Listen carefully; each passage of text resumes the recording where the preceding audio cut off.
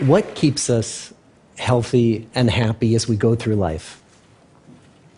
If you were going to invest now in your future best self, where would you put your time and your energy?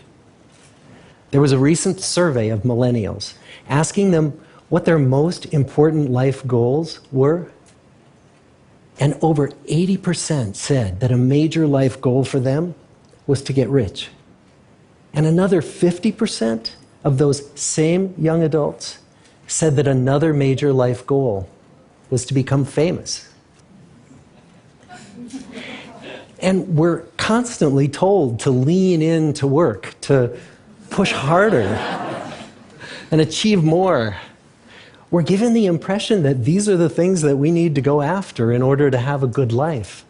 Pictures of entire lives, of the choices that people make and how those choices work out for them, those pictures are almost impossible to get.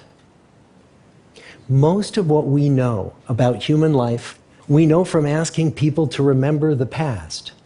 And as we know, hindsight is anything but 20/20. We forget vast amounts of what happens to us in life, and sometimes memory is downright creative. But what if we could watch entire lives as they unfold through time?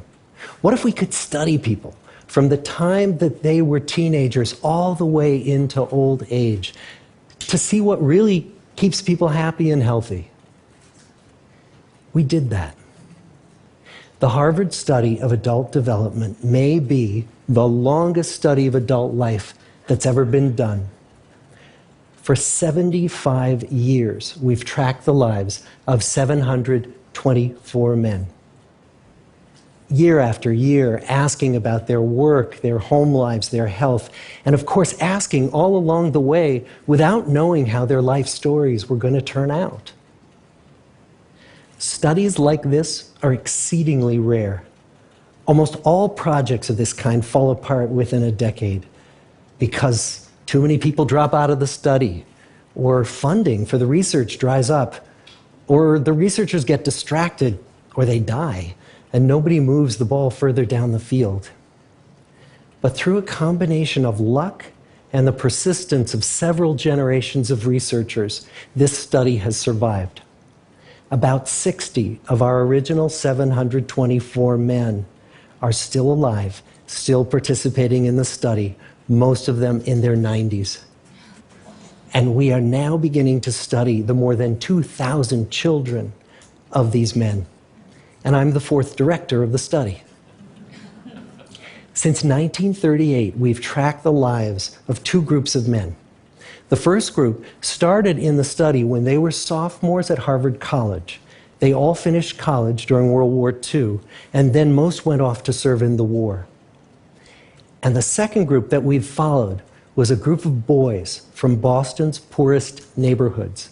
Boys who were chosen for the study specifically because they were from some of the most troubled and disadvantaged families in the Boston of the 1930s. Most lived in tenements, many without hot and cold running water. When they entered the study, all of these teenagers were interviewed, they were given medical exams. We went to their homes and we interviewed their parents. And then these teenagers grew up into adults who entered all walks of life. They became factory workers and lawyers and bricklayers and doctors, one president of the United States. Some developed alcoholism, a few developed schizophrenia. Some climbed the social ladder from the bottom all the way to the very top, and some made that journey in the opposite direction. The founders of this study would never in their wildest dreams have imagined that I would be standing here today, 75 years later, telling you that the study still continues. Every 2 years, our patient and dedicated research staff calls up our men and asks them if we can send them yet one more set of questions about their lives. Many of the inner city Boston men ask us, "Why do you keep wanting to study me? My life just isn't that interesting." The Harvard men never asked that question.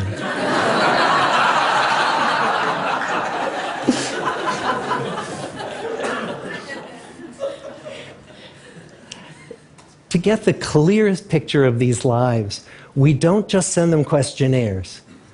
We interview them in their living rooms. We get their medical records from their doctors. We draw their blood. We scan their brains. We talk to their children. We videotape them talking with their wives about their deepest concerns. And when, about a decade ago, we finally asked the wives if they would join us as members of the study, many of the women said, "You know, it's about time." So what have we learned? What are the lessons that come from the tens of thousands of pages of information that we've generated on these lives? Well, the lessons aren't about wealth or fame or working harder and harder. The clearest message that we get from this 75-year study is this: good relationships keep us happier and healthier, period.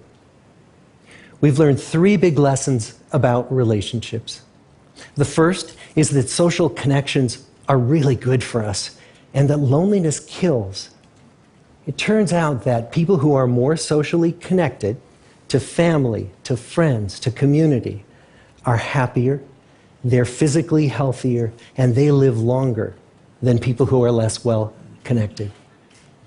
And the experience of loneliness turns out to be toxic. People who are more isolated than they want to be from others find that they are less happy, their health declines earlier in midlife, their brain functioning declines sooner, and they live shorter lives than people who are not lonely.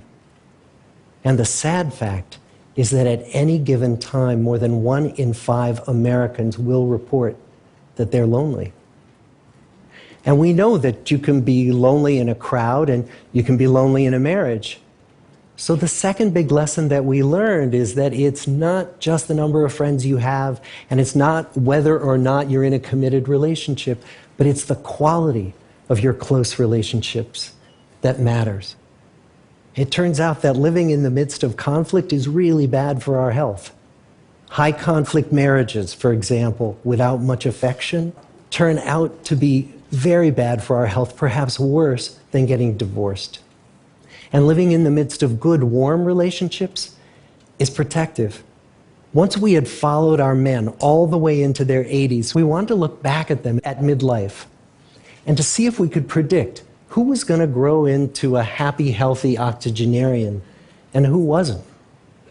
And when we gathered together everything we knew about them at age 50, it wasn't their middle-aged cholesterol levels that predicted how they were going to grow old.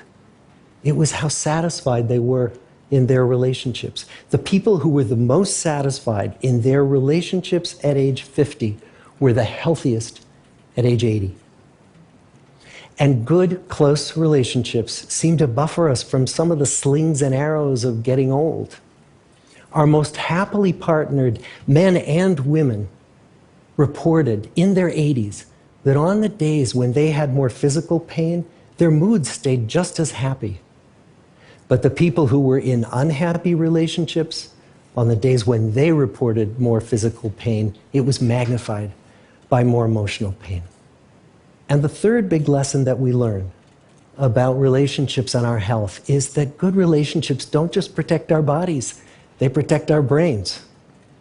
It turns out that being in a securely attached relationship to another person in your 80s is protective. That the people who are in relationships where they really feel they can count on the other person in times of need, those people's memories stay sharper longer. And the people in relationships where they feel they really can't count on the other one, those are the people who experience earlier memory decline. And those good relationships, they don't have to be smooth all the time. Some of our octogenarian couples could bicker with each other day in and day out. But as long as they felt that they could really count on the other when the going got tough, those arguments didn't take a toll on their memories. So, this message that good, close relationships are good for our health and well-being, this is wisdom that's as old as the hills.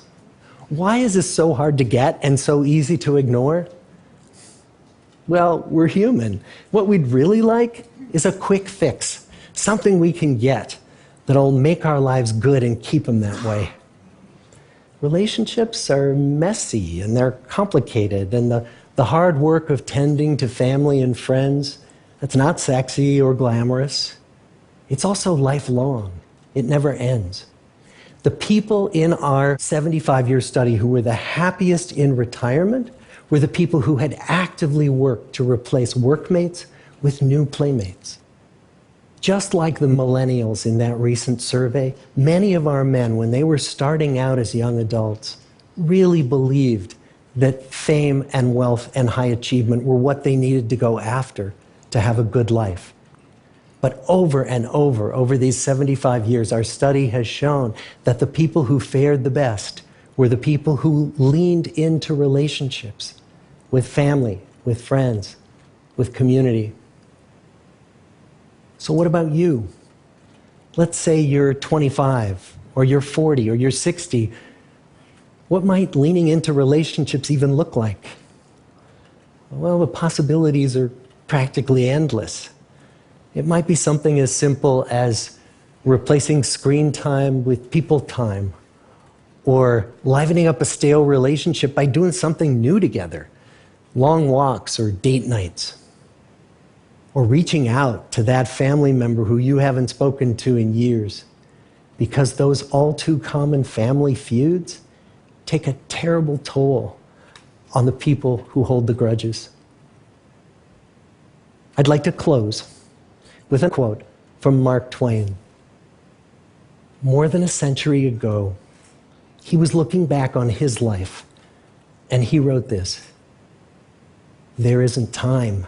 So brief is life for bickerings, apologies, heartburnings, callings to account. There is only time for loving, and but an instant, so to speak, for that. The good life is built with good relationships." Thank you.